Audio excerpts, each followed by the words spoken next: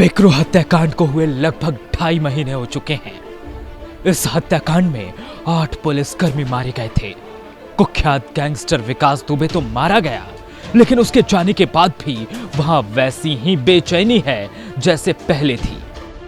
पहले लोग विकास के खौफ से कांपते थे और अब उसकी रूह से लोग सहम जाते हैं।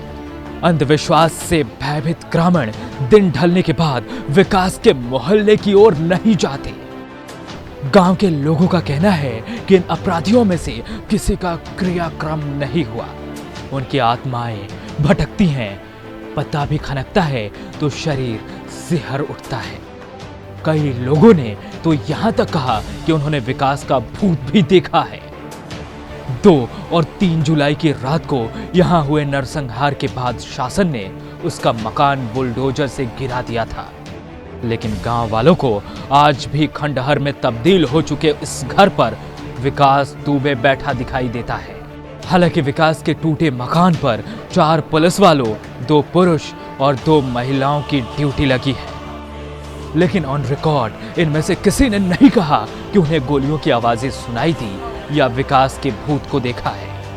उनमें से एक कहता है, हम यहाँ अपनी ड्यूटी करने में कोई समस्या नहीं है।